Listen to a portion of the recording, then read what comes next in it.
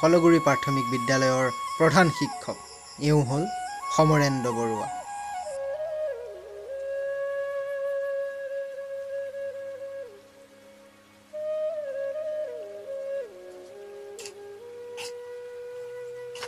পেপাৰখন দিলে তাকে এবাৰ চাই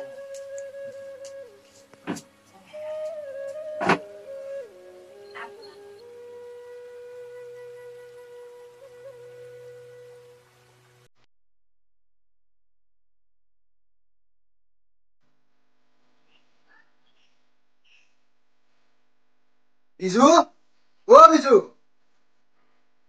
বিজু তই ইমান দেৰি আজি উঠাই নাই নে? আজিতো অকণমান সোনকালে উঠিব পাৰো নে আকৌ ঘৰতে তোৰ ৰাতি টোপনিয়ে নাহিল ঐ বিজু। আপুনি আহিলে? এওঁ হ'ল অনিমা বৰুৱা, সমৰেন্দ্ৰ বৰুৱাৰ পত্নী। আহিলো। এই বিজু উঠাই নাই নেকি? নাই, উঠাই নাই। ইমান ডাঙৰ অলপো কান্দকীয়া নাই। মৰম কৰি কৰি তাক শেষ কৰি পেলাইছে। ৰবা আমাৰ এটাই মাত্ৰ ল'ৰা, সি ভাল হব চাবাচোন। সি কিছুমান কথা নকয় কাৰণেহে সি এদিন ভাল হবই। মোৰ ল'ৰা হুঁচিয়াৰ আছে, তুমি চাই থাকা। হ'ব আপোনাৰ কাৰণে সি ধ্বংস হব আৰু যোৱাবাৰো সি সেয়া কৰিলে আৰু এবাৰ কি কৰে বা ঠিক নাই। আজি ৰিজাল্ট নাই তাৰ চিন্তা নাই। সকলোৱে মুখে কয় ৰিজাল্টৰ দিনা খানা পাম নে নাপাম। জানো আৰু কি হয়। হ'ব খানা খুৱাই দিম। মাজনী উঠিল নে কাম কৰা তাইক কোৱাচোন মোক কাপোৰ এখন উলিয়াই দিবলৈ দিয়া, গাটোকে ধুই লওঁ। মাজনী দিছনে গামোচাখন? এয়া হ'ল বিজয় বৰুৱা, মানে বিজু। দেউতাকে মৰমতে বিজু বুলি মাতে। 9 বাজিবৰ হ'ল কিন্তু শুইয়ে। তই এতিয়ালৈ উঠাই নাই, দেউতাই তোক মাতিছে। এয়া শ্যামলী, বিজুৰ ভনীয়েক। আৰু অলপ শুই ল'বলৈ দেচোন। উঠ আকৌ, 8টা বাজিলে। আজিতো ৰিজাল্ট দিব নহয় 1 ঘণ্টাৰ পাছতে। হয় দে, ৰিজাল্টটো চাব লাগিব নহয়।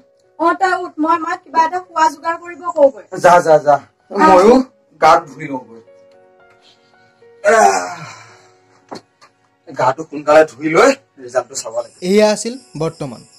কিন্তু ব'লকচোন আমি উভতি যাওঁ 2 বছৰৰ আগলৈ, যেতিয়া বিজুৰ HSLCৰ ৰিজাল্টৰ সময় আছিল।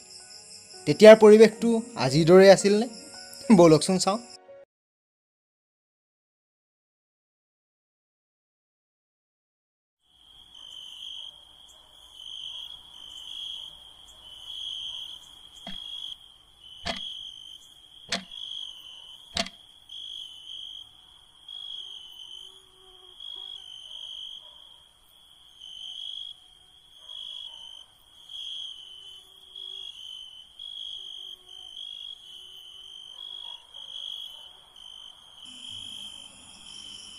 কি বা হয় কালি। মোৰ ৰিজাল্টটো যদি কালি বেয়া হয়, দেউতাই বৰ ৰাজ পাব, মনতে বৰ কষ্ট পাব। নাই ৰিজাল্টটো যদি বেয়া হয়, মই আৰু জীয়াই নাথাকোঁ।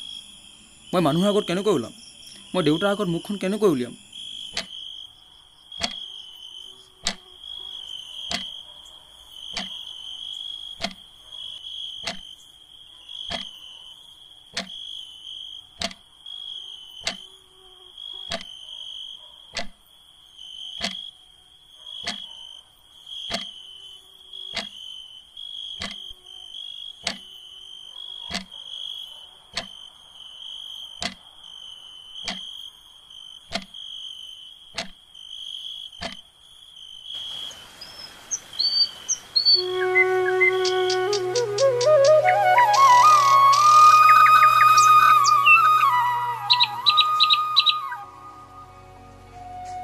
দেউতা বিজু, আজি বৰ সোনকালে উঠিলি দেখোন।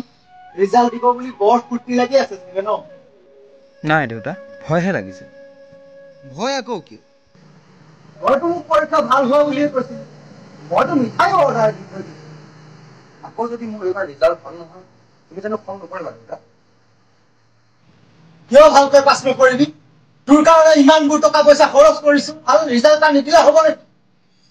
তই চাগে মই এনেকৈয়ে কম বুলি ভাবিছিলি নহয়। চাওঁ এইফালে আহ।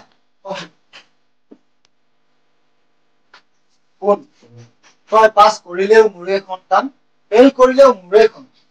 অৱশ্যে ফেইল কৰ যদি মনটো অলপ বেয়া লাগিব, কিন্তু তই কচোন তই পাছ কৰিবি নে ফেইল কৰিবি? পাছ কৰিম। কিন্তু হ'ব, পাছ কৰিবি নহয়, মোৰ কাৰণে সেইটোৱে যথেষ্ট। তই ইমান চিন্তা কৰিব নালাগে। শুন বিজু, মানুহে যিমান পৰিমাণৰ কষ্ট কৰে সিমান পৰিমাণৰহে ফল।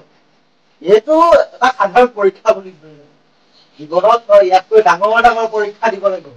গতিকে তই ইমান চিন্তা নকৰিবি, মাৰক গৈ পেলাই মোনাখন লৈ আহ, যা। দেউতা, তুমি মোক ইমান ভাল পোৱা দেউতা, মোক ইমান মৰম কৰা।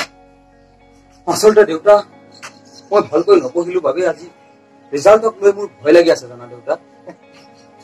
সেয়া মইতো কৈছোৱেই, যিমান পৰিমাণৰ কষ্ট সিমানহে ফল।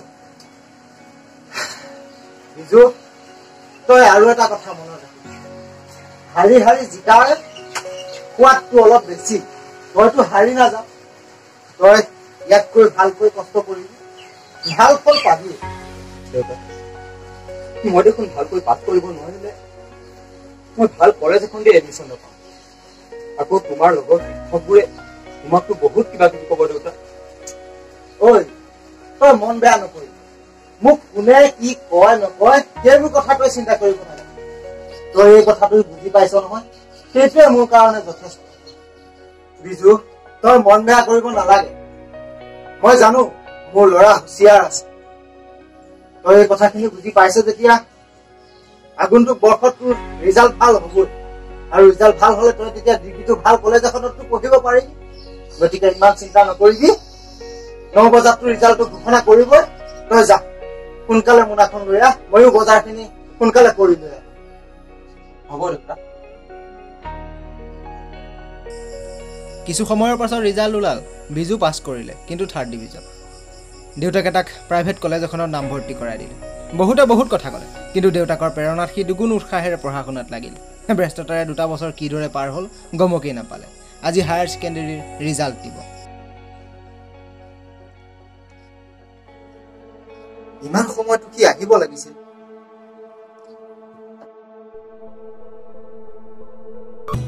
তই আহিলি? বিজু, কচোন ক তোৰ ৰিজাল্ট কি হ'ল? দেউতা, মই ষ্টাৰ পাইছো।